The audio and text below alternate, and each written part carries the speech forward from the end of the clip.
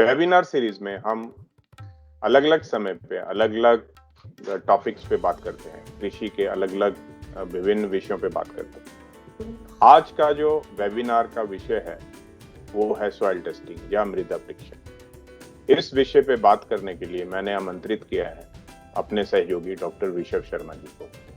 स्वागत। अब आगे बढ़ते हैं और आगे बढ़ते हुए मैं जो क्वेश्चन पूछना चाहता हूँ वो ये है कि इसके लिए हमको सॉइल सैंपलिंग, मतलब जैसे हमने ये फाइनल किया कि हमको सॉइल टेस्टिंग करवाना है, अपना मृदा परीक्षण करवाना है, तो जब हम ये सोचते हैं कि चलिए हम अपने खेत का, अपने जो फील्ड का अपने को सॉइल टेस्टिंग करवाना है, अब उस समय सॉइल टेस्टिंग करवाने के लिए सॉइल सैंपल कैसे लें या मृदा का नमूना कैसे लें, और इस नमूना लेते समय हमको किन किन बातों का ध्यान रखना चाहिए, इसके बारे में आप हमें बताइए।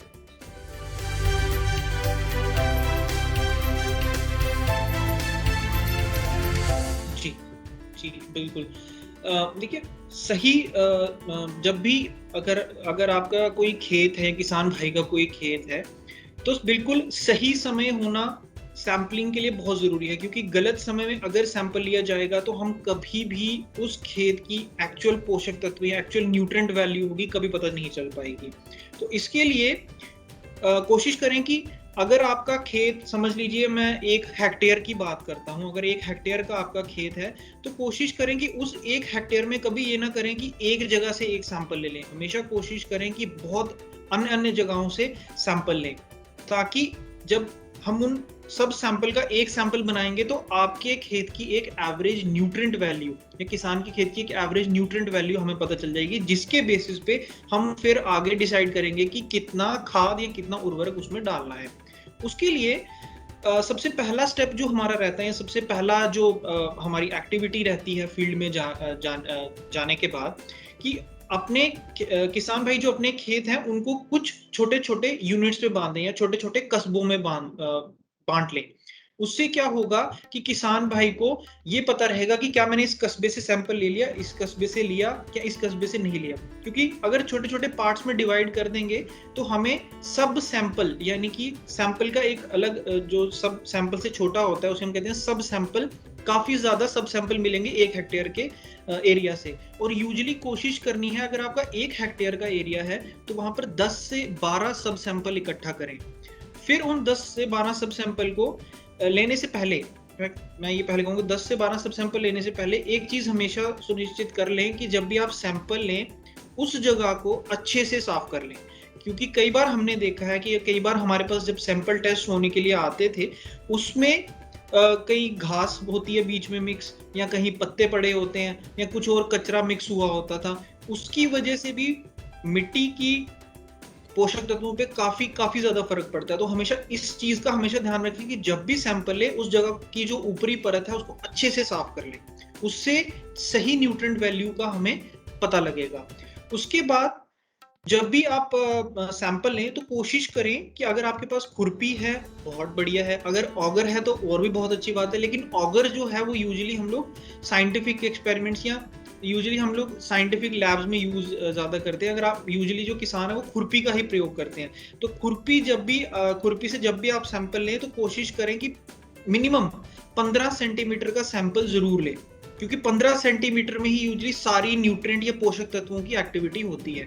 और वहीं वो सैंपल सही से लें, जैसे मैंने आपको बताया, बिल्कुल साफ करके लें। और 1 हेक्टेयर से 10 से 12 सैंपल लें और उन 10 से 12 सैंपल का फिर एक सैंपल बनाएं। उससे क्या होगा, आपके, अगर आप चाहें, आपकी मर्जी है, अगर आप 10 से, अगर आपका खेत बहुत बड़ा है, जैसे मैं बता रहा हूँ 1 हेक्टेयर से ज्यादा है, तो आप कोशिश कर सकते हैं कि वहां पर मतलब 10 से 12 सैंपल लेके आप 10 से 12 का भी टेस्ट करा सकते हैं, या 10 से 12 का आधा भी कर सकते हैं, 6 से 7 भी अगर आप लेंगे तो चलेगा। तब भी हम एक एवरेज न्यूट्रिएंट वैल्यू तक पहुंच जाएंगे। लेकिन अगर आप ज्यादा लेना चाहते हैं तो बहुत अच्छी बात है, वो एक एक्यूरेट न्यूट्रिएंट वैल्यू, यानी कि आपके में खेत में कितने सही पोषक तत्व हैं वो जल्दी पता चलेगा और सही पता चलेगा।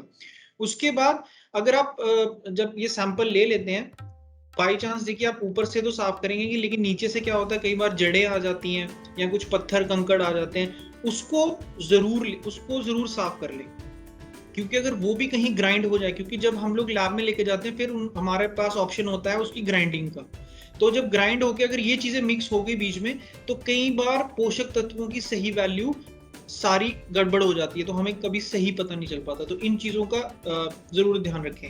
उसके बाद जब आप सैंपल ले लेंगे तो आपने कभी भी उसको सीधा पैक करके नहीं लेके जाना है। हमेशा कोशिश करें जैसे जितना सॉइल सैंपल है आपके पास उसको आप शीट पे रखें, जो शीट बड़ी होगी, या अखबार का यूज कर सकते हैं आप।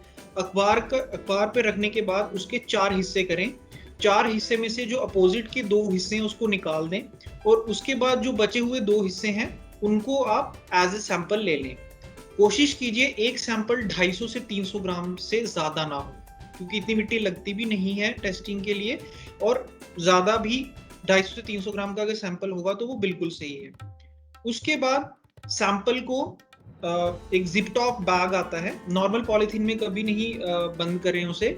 एक जिप टॉप बैग आते हैं या सैंपलिंग बैग आते हैं हमारे पास, आप उनका यूज कर सकते हैं, और उसको बकायदा अच्छे से लेबल करके डेट, नंबर और जगह है जो आपकी और आपका नाम उस पर लिख के फिर जो है लैब में सबमिट कर दें, या किसी सॉइल टेस्टिंग लेबोरेटरी में सबमिट कर दें। एक चीज का और ध्यान रखें, वो सैंपल कभी भी सीधी धूप में ना रखें। अगर आप सीधी धूप में उस सैंपल को रखेंगे तो उसमें बहुत सारे न्यूट्रिएंट ऐसे होते हैं जो हवा में भाप की तरह उड़ जाते हैं, तो इस चीज का जरूर ध्यान रखें। उसके बाद हमें क्या क्या इक्विपमेंट चाहिए, ठीक है। अगर इक्विपमेंट की बात करें, जैसे मैंने आपको बताया, खुरपी भी चलेगी, ऑगर भी चलेगा, और देसी भाषा या लोकल भाषा में हम लोग बेलचा कहते हैं, अगर बेलचा है तो वो भी चलेगा। लेकिन या सही से हमेशा ध्यान दें कि कोई भी चीज आप यूज करें, चाहे वो खुरपी है या बेलचा है, वो पहले जिस मिट्टी में गया है उस मिट्टी से उसको साफ करके फिर ही दोबारा दूसरा सैंपल लें, क्योंकि कई बार वो मिक्स होने के चांसेस ज्यादा रहते हैं। दूसरा, जब भी मिट्टी निकालने के बाद कभी भी जैसे मैंने कई बार देखा है कि किसान के पास सबसे जल्दी क्या अवेलेबल होता है, खाद की बोरी। खाद की बोरी जो खाली हो गई होती है वो उसके पास जल्दी अवेलेबल होती है, तो वो क्या करता है, जब सैंपल निकालता है तो हो सकता है खाद की बोरी में ही उसको रख दे ऊपर निकाल के। वैसा भी कभी नहीं करना है, क्योंकि जब आप ऐसा करेंगे तो क्या होता है कि अगर आप समझ लीजिए, अगर यूरिया की बोरी पे आप सैंपल डाल देते हैं तो उस पर नाइट्रोजन की वैल्यू ऑटोमेटिकली बढ़ जाएगी जब टेस्ट होगा। तो इसीलिए पॉलीथीन शीट का यूज करें। पॉलीथीन शीट आम मार्केट में मिल जाती है, नहीं तो आप अखबार का भी यूज कर सकते हैं, यानी कि निकालने के बाद आप उसको पॉलीथीन शीट में रखिए। तीसरा, देखिए, अगर तो से मेजरमेंट स्केल हम लोग कहते हैं या फुट्टा कहते हैं और लोकल लैंग्वेज में, या आपकी जो हाथ की हथेली है ये भी 15 सेंटीमीटर तक यहाँ तक होती है एवरेज। तो अगर आपके पास स्केल है तो बहुत बढ़िया, नहीं तो आप अपनी हाथ की इस लंबाई की, यानी कि सबसे लंबी उंगली से लेकर जो हथेली का बेस है, इतनी भी खुदाई करके आप अगर सैंपल लेंगे तो वो 15 सेंटीमीटर कंसीडर हो जाता है। नहीं तो ज्यादा एक्यूरेसी के लिए, ज्यादा सही सैंपल के लिए हम स्केल का यूज कर सकते हैं। उसके बाद चौथी चीज जो हमें चाहिए वहां पर प्लास्टिक ट्रे या बाल्टी, क्योंकि सैंपल जब आप इकट्ठे करते जाएंगे, या जैसे इकट्ठा अगर शीट है आपके पास तो बढ़िया है, अगर ट्रे है तो और भी बढ़िया रहेगा उस चीज के लिए, क्योंकि जब आप 2-3 जैसे मैंने आपको बताया छोटे छोटे एरियाज से जब आप सैंपल लेंगे तो आप अगर ट्रे या किसी बाल्टी में भी डाल लेंगे तो वो भी चलेगा। बस एक चीज का ध्यान रखें, कभी भी खाद की बोरी का इस्तेमाल कभी भी मत करें। उसके बाद 5वां है टैग। टैग है बढ़िया है, क्योंकि टैग में सब चीज रहती है, उसमें नाम क्या है, फार्मर का नाम क्या है, जगह कौन सी है, वो पहले लिखा रहता है। अगर आपके पास नहीं है कोई इशू नहीं, आप परमानेंट मार्कर का यूज करके जो भी पॉलीथीन बैग पे परमानेंट मार्कर हमें चाहिए होता है, परमानेंट मार्कर से आप लेबल कर सकते हैं। उसके बाद आते हैं वही जिप टॉप बैग्स, मैंने आपको बताया।